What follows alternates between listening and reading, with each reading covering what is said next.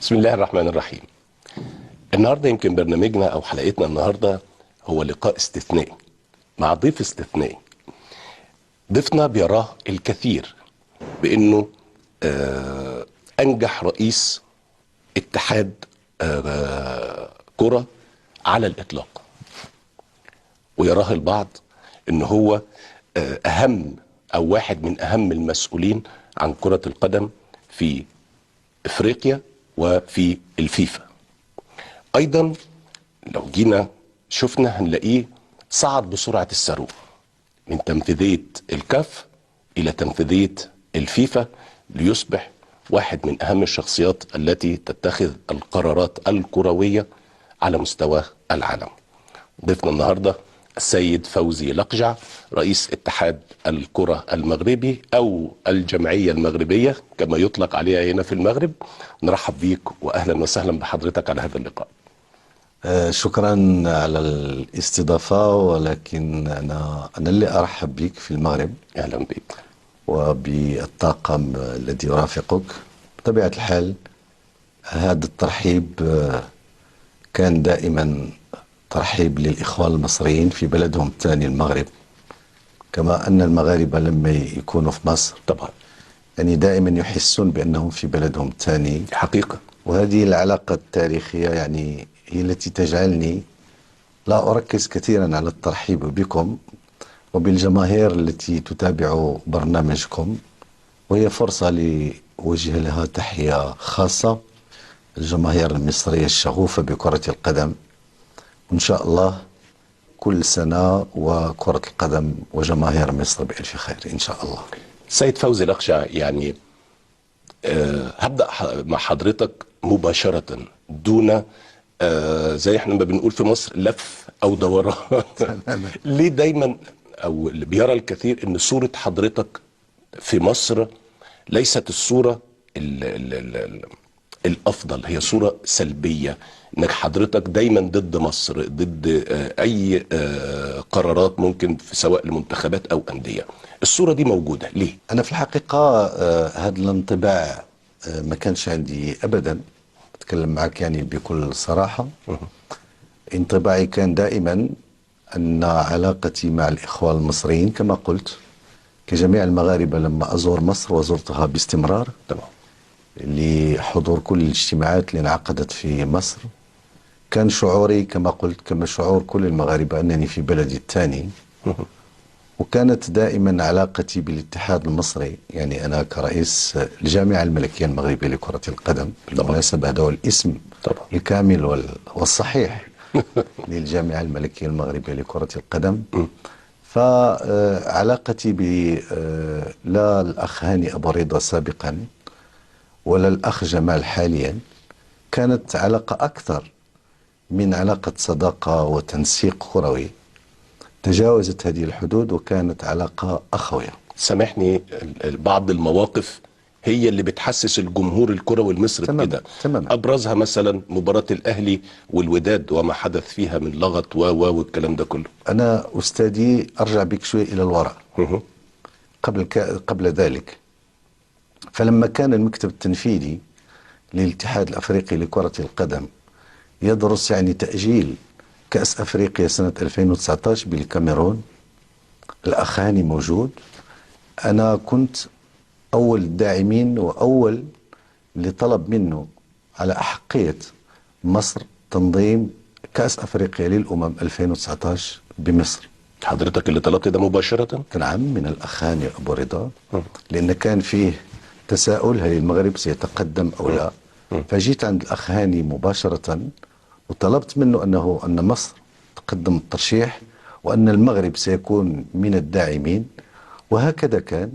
وكانت عندنا يعني كان المكتب التنفيذي الذي افرز او اقر تنظيم مصر لكأس افريقيا 2019. كان مناسبة احتفلنا معها مع الإخوان المصريين اللي كانوا حاضرين على هامش يعني المكتب التنفيذي، وكنا من يعني المساندين والمساهمين في إلى جانب الاتحاد المصري بقيادة الأخ هاني أبو رضا في إنجاح التظاهرة. أعتقد أن التاريخ سيحتفظ كما كانت قناعتنا من قبل أنها من أنجح الدورات لكأس أفريقيا للأمم. الآن فيما يخص المباراة اللي تكلمت عليها، وأقول لك بالمناسبة بأن علاقتي مع إدارة نادي الأهلي برئاسة الأستاذ الخطيب هي علاقة أخوية أيضا. حتى الآن؟ حتى الآن. أنا الأخ الخطيب لما شارك فريق الأهلي في كأس العالم بمدينة طنجة تنقلت شخصيا إلى فندق إقامة نادي الأهلي، والتقيت بالأخ الخطيب وقدمت له كل المساعدة اللي يحتاجها فريق الأهلي. بس دار نقاش بينكم يوم المباراة نفسها بعد المباراة على منصة التتويج بعد المباراة؟ دار نقاش كده؟ أنا أتكلم لك يا سيدي على كأس العالم للأندية. أنت تتكلم لي على المباراة بين الوداد والأهلي وأرجع إليها. أوكي. يعني بدون لف كما قلت أو دور مباشرة. فأقول لك بأن العلاقة نتاعي مع الأخ الخطيب علاقة متميزة تجسدت في هذه الزيارة الخاصة والعناية الخاصة بطاقم وبنادي الأهلي. وكنت مؤخرا من الناس الذين دافعوا عن فكرة ترأس الأستاذ محمود الخطيب لجمعية النوادي الأفريقية، اعتقادا مني وقناعة مني بأن الأستاذ الخطيب كشخص أولا تاريخه والرياضي والكروي يجعله شخصية سيرية في كرة القدم متميزة في كل المجالات. وثانيا إيمانا مني بأن نادي الأهلي ساهم إلى جانب النوادي العريقة الأفريقية في بناء صرح هذه المنافسة الأفريقية للأندية. لا أحد يمكن أن ينكر دور الأهلي في تميز هذه التظاهرة، وبالتالي فيعني أنا قناعتي وإحساسي على أنني من أقرب المسؤولين في الساحة الأفريقية إلى نادي الأهلي وإلى الأستاذ محمود الخطيب. على عكس على فكرة احنا بنشوفه لا احنا بنشوف في بعض الحاجات الأهلي مثلا لما بيجي يلعب هنا بنلاقي في خطاب شكر للجمعية المغربية على حسن الاستضافة الآن لما نرجع للمباراة فالمباراة بعد قرار الاتحاد الأفريقي بتنظيم المباراة في مدينة واحدة، يعني النهائي دون ذهاب وإياب في مباراة واحدة، كان فتح للترشيحات. المغرب تقدم إلى جانب دولة السنغال.